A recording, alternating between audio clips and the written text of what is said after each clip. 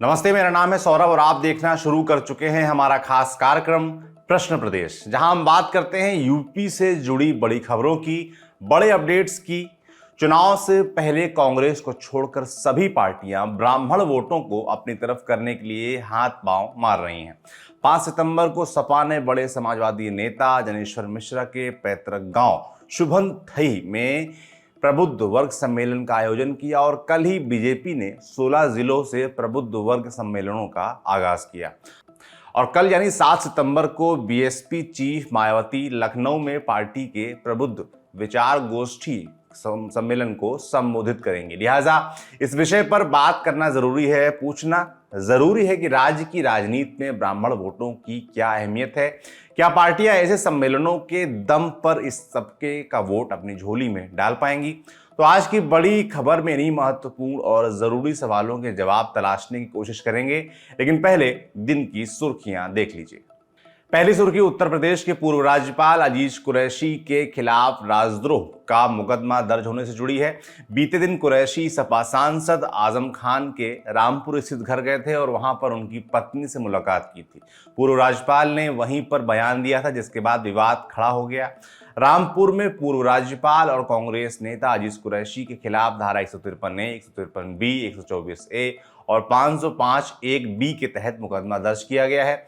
आरोप है कि उन्होंने सीएम योगी के खिलाफ आपत्तिजनक बयान दिया था। वहीं इस मसले पर पूर्व राज्यपाल अजीज कुरैशी ने सफाई देते हुए कहा कि मुझे नुकसान पहुंचाने और जनता को गुमराह करने के लिए मेरे शब्दों को गलत तरीके से पेश किया जा रहा है। मैंने कहा था कि पहले के दिनों में उतने अत्याचार नहीं हुए जितने आज हो रहे हैं। मैंने किसी के खिलाफ कोई टिप्पणी नहीं की है। दूसरी सुर्खी भी कुछ ऐसी ही है। सपा विधायक मनोज पांडे से जुड़े एक वीडियो के वायरल होने के बाद दर्ज हुई एफआईआर को लेकर ये बात है। सपा विधायक और पिछली सपा सरकार में कृषि मंत्री रहे मनोज पांडे शुक्रवार को एक चौपाल पर बैठे थे। वहां वो स्थानीय लोगों से बात कर रहे थे। इस बातचीत का वीडियो वायरल हो गया और इस वायरल वीडियो के आधार पर आरोप लगाया गया कि इसी बैठक में उन्होंने पीएम मोदी का नाम लेते हुए अभद्र भाषा का इस्तेमाल किया। इसके बाद विधायक के खिलाफ ऊंचाहार कोतवाली में केस भी दर्ज करवाया गया। वहीं विधायक ने अपनी सफाई में कहा है कि उन्होंने प्रधानमंत्री मोदी नहीं बल्कि नीरव मोदी पर टिप्पणी की थी और उसके खिलाफ लगातार लड़ता रहूंगा। पांडे आगे बोले, मैंने प्रधानमंत्री को लेकर कोई बात नहीं कही। वीडियो को तोड़ मरोड़ कर पेश किया जा रहा है। अब क्या ही कहा जाए, हर विवादित बयान के बाद वीडियो को तोड़ मरोड़ कर पेश किया गया वाला बयान भी आ ही जाता है। आज की तीसरी और आखिरी सुर्खी राज्य के कई जिलों में फैली रहस्यमयी बीमारी को लेकर है। राजधानी लखनऊ, फिरोजाबाद, मथुरा, एटा, इटावा, सीतापुर, बाराबंकी, श्रावस्ती, कासगंज और फर्रुखाबाद आदि जिलों में इस रहस्यमयी बीमारी के मामले लगातार बढ़ते जा रहे हैं। पीड़ित लोगों में ज्यादातर बच्चे हैं। बताया जा रहा है कि 3 वयस्कों की अब तक मौत हो चुकी है, जबकि मरने वाले बच्चों की संख्या 50 तक पहुंच चुकी है। वहीं इस बारे में सरकार का कहना है कि बीमारी की रोकथाम के लिए समुचित कदम उठाए जा रहे हैं, लेकिन इन कदमों के बाद भी अगर मौतें हो रही हैं तो ये चिंताजनक है।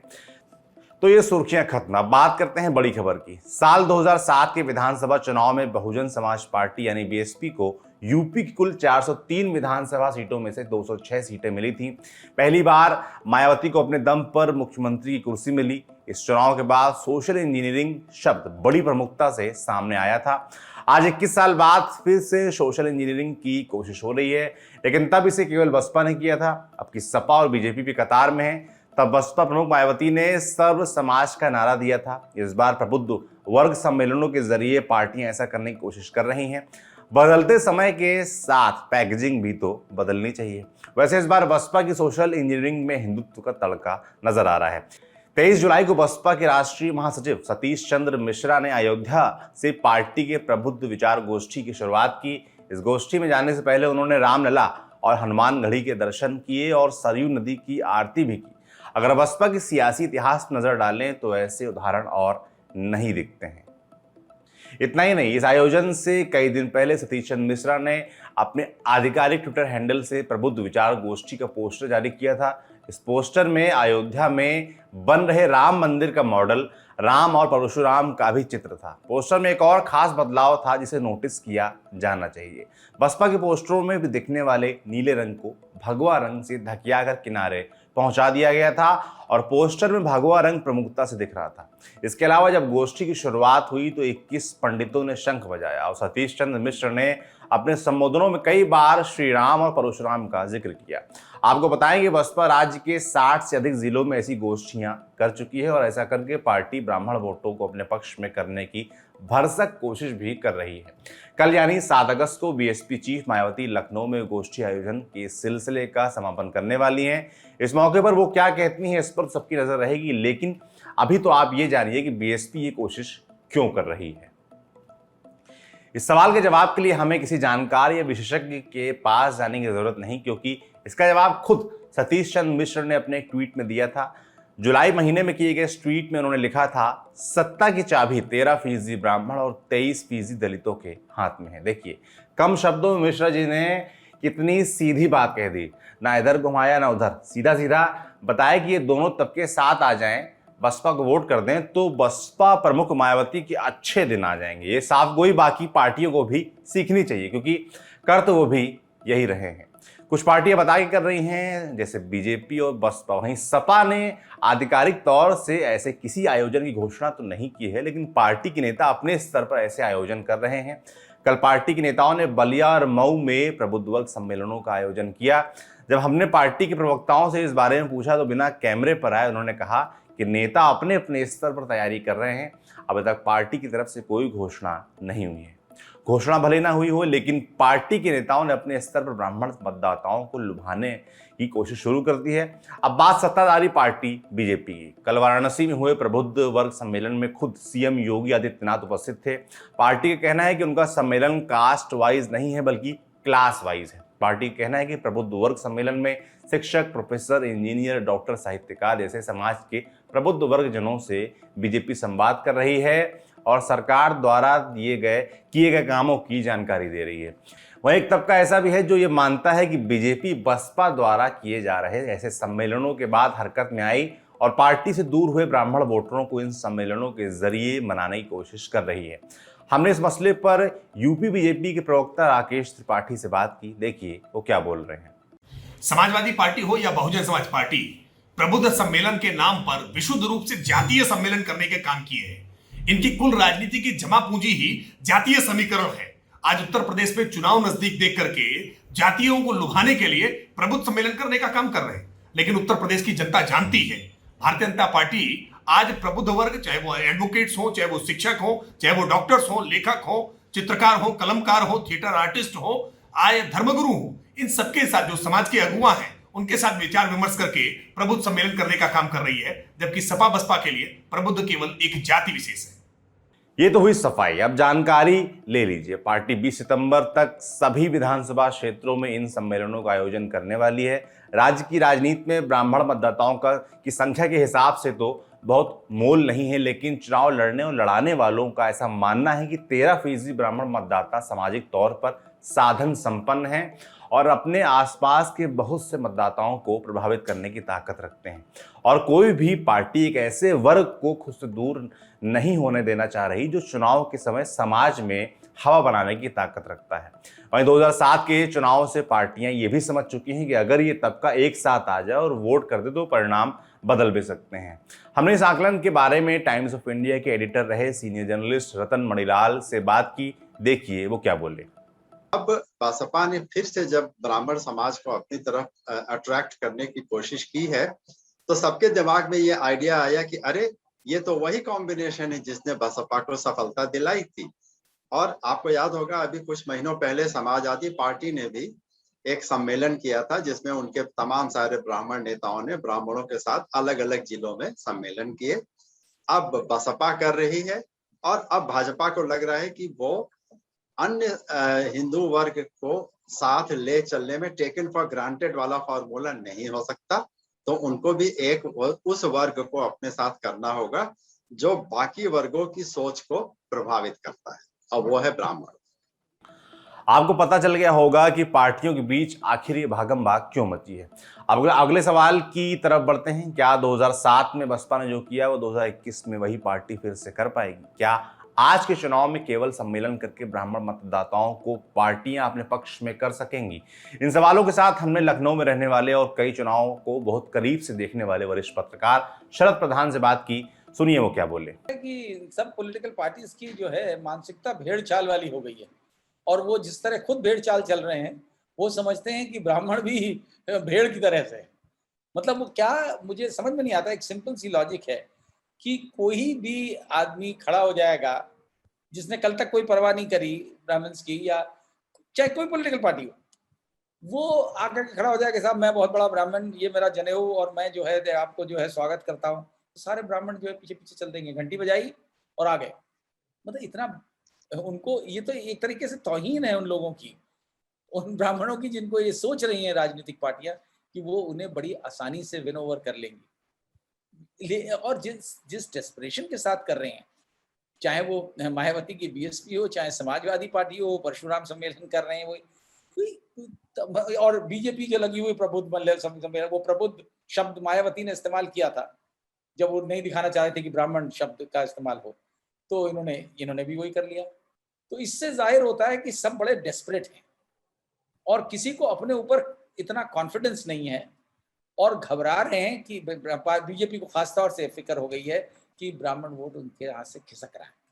अब इन सम्मेलनों का फायदा पार्टियों को कितना मिलेगा वो तो चुनाव परिणाम के बाद ही पता चलेगा, लेकिन कोशिश जारी है। खैर, अब कार्यक्रम में आगे बढ़ते हैं और पूछते हैं कि क्या हाल है यूपी। आपको पता ही है कि हमारी एक टीम यूपी यात्रा पर है। हमारे संपादक सौरभ द्विवेदी अगले 2 दिन 7 और 8 सितंबर को नोएडा में होंगे। आप वहां उनसे मिल सकते हैं और इसके लिए अपना नाम, पता, नंबर lt.chunav@gmail.com पर मेल कर सकते हैं।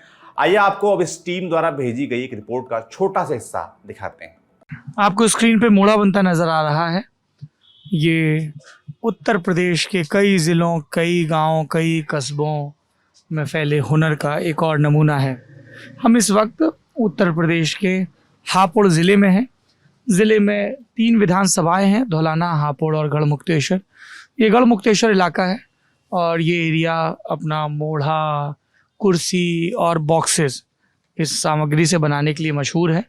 गढ़मुक्तेश्वर तीर्थ क्षेत्र भी है और कई यहाँ पे तीर्थयात्री भी आते हैं। तो कभी भी है, आप जब इस सड़क से गुजरेंगे गजरौला या आगे अमरोहा मुरादाबाद की तरफ, NH-24 है, गजरौला अमरोहा तरफ या मुरादाबाद तरफ कभी भी जाएंगे तो आप देखेंगे सड़क पे गंगा जी के किनारे पुल के पहले दोनों तरफ आपको बहुत सारी दुकानें मिलती हैं लाइन से, पुल के इधर भी उधर भी, जहाँ पे मोड़े बनते हैं।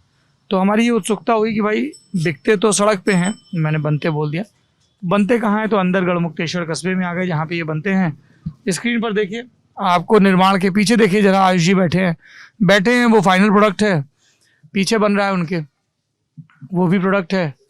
और बाएं हाथ पे एक भाई साहब बॉक्स बना रहे हैं, वो लॉन्ड्री बैग की तरह भी इस्तेमाल हो सकता है और सामान रखने के लिए भी इस्तेमाल हो सकता है। तो इस तरीके के कई हुनर दिख रहे हैं। सामने दुकान है, वहाँ पे आप देख रहे हैं फाइनल प्रोडक्ट है। यहाँ पे मतलब सब आपको 50 मीटर की परिधि में दिख रहा है। ये लदाई का काम भी हो रहा है। और ये क्या है? गमला स्टैंड है, इसमें गमला फिट कर दो अपना, कहीं भी बेडरूम में या कहीं भी आप। ये गमला स्टैंड? हाँ जी। अच्छा जी, क्या नाम है भाई साहब आपका? मेरा नाम लोकेश है। लोकेश जी। अच्छा जी, लोकेश जी आप जरा बताएंगे पहले कि क्या क्या सामग्री लगती है इसको बनाने में? इसमें सबसे पहले तो ये सरकंडा लगता है। सरकंडा? हाँ जी, हमारे सरकंडा आप कहाँ स्टोर करके रखते हैं? गंगा जी के खादर में पैदा होता है ये। गंगा जी के खादर में, मतलब पास में ही? हाँ जी, नवंबर से और जी मार्च तक ये आता है। ये सरकंडा है। सरकंडा क्या हिसाब मिलता है? ये गड्डियाँ आती है करीबन 50 साइडों की, 60 साइडों की, तो उसके हिसाब से मिलता है 30 रुपए, 35 रुपए, 40 रुपए का सेट मिलता है। हाँ, 50 गड्डी आती है इतनी बड़ी बड़ी बन के, और फिर उस पे ये घास लगती है। ये भी इसी में पैदा होती है, इसी के ऊपर होती है, इसके ऊपर। इसको क्या जाता है? ये भी पूला बोलते हैं, पूला बोलते हैं। पूला? जी। वो सरकंडा है, ये सरकंडा है, ये पूला है। जी जी जी। और नाइलॉन, यही 3 चीजें इस्तेमाल होती हैं। नाइलॉन बांध होता है इसी में एक बांध होता है पैदा। बांध? हाँ, वो मैं भी दिखाता हूँ। दिखाइए। ये जो बन रहा है, ये बॉक्स जो बन रहा है। अच्छा, ये जो सुतली है, ये वाली रस्सी, बांध जो पैदा होता है, ये भी इसी में पैदा होता है। बांध ये तैयार है, ये कंप्लीट मूड़ा है, छोटा लेडीज के लिए ये इस तरह का आती है ये बनके। ये बांध? हाँ, ये भी हमारे ये तो हमारे गांव में जो रस्सी इस्तेमाल होती थी यही इस्तेमाल होती थी पहले। हाँ जी, तब इतना प्लास्टिक नायलॉन तो था नहीं। हाँ जी, ये तो अब आ गया फैंसी आइटम, ये चीज कम पैदावार होने लगी तो तब से ये नायलॉन चालू हुआ है। अच्छा जी। तो ये कब से कहाँ पे यहाँ पे लोकेश जी कितने वर्षों से ये काम चल रहा है इस कस्बे में? मेरे नजर में जी 250-300 साल से ये काम चलता है यहाँ पर। आपके पिताजी वगैरह भी यही हाँ काम जी, हमारे दादा परदादा तक भी यही काम करते थे। अच्छा, और बच्चों ने काम सीखा आपके? हाँ, बच्चे तो जब पैदा इस काम में हुए हैं तो घर पे सीख ही जाते हैं, घर पे काम होता है। तो हमारे यहाँ 10 साल के बच्चे से लेके और जी 70-80 साल के बुढ़े तक सब करते हैं इस काम को जी। तो नायलॉन के आने से वैरायटी आई, आराम हुआ या पीस खराब हुआ, क्या हुआ? नहीं, कुछ नहीं, बस ये है जो इस माल की शॉर्ट पड़ती थी उसकी दिक्कत खत्म हो गई। इसकी दिक्कत खत्म हो गई। हाँ, लेकिन अच्छा तो यही लगता है। अच्छा ये लगता है, मजबूती भी इसमें ज्यादा है, टिकाऊ भी है। ये कितने पैसे का है? अच्छा, ये हमारे यहाँ से जाता है जी 500 रुपए का जोड़ा। 500 रुपए का जोड़ा जी, इसमें लगभग जेरी जी ये लेके चलना है। इसमें लगभग 300 रुपए की लागत आ जाती है हमारी। 300 की लागत आ जाती है। और बनाने में कितना समय लगता है एक पूरा बनाने में? 2 पीस बनते हैं एक दिन में, एक दिन में 2 एक पीस। कारीगर से। अच्छा, तो फिर तो 400 का मार्जिन तो मिनिमम मिलना ही चाहिए। बाजार में जाके ये दिल्ली में कितने का बिकता होगा? दिल्ली में तो देखो जी, रोड पे आदमी बैठा है, कितने भी पैसे मांग लो, फिर भी मोटा माटी कम से कम इसको 800-700 रुपए से कम नहीं देगा वो। 700-800 एक का नहीं, जोड़ा जोड़े का। अच्छा, जोड़े 500 से जोड़ा है। आप बोल रहे हो कि आप 500 में बेचते हो, हाँ। बढ़ते बढ़ते 800-900 तक पहुंच जाए। हाँ जी। अच्छा जी। तो एक तो ये मोड़ा हो गया, इसको कैसे बनाते हैं जरा फ्रेम दिखाइए। अगर आप ये पूरी रिपोर्ट देखना चाहते हैं या इस यात्रा से जुड़े रहना चाहते हैं तो YouTube पर हमारे नए चैनल लल्लन टॉप यूपी को सब्सक्राइब जरूर करें। तो आज के लिए इतना ही, कल फिर भेंट होगी। शुभ रात्रि। कौन से सवाल का जवाब है यूपी? कौन सी देनदारियों का हिसाब है यूपी? बवाल कमाल या फिर संख्या का भोकाल है यूपी? किसी का हासिल तो किसी का मलाल है यूपी? खुशहाल, बदहाल या बहरहाल है यूपी? बताओ तुम्हारा क्या हाल है यूपी?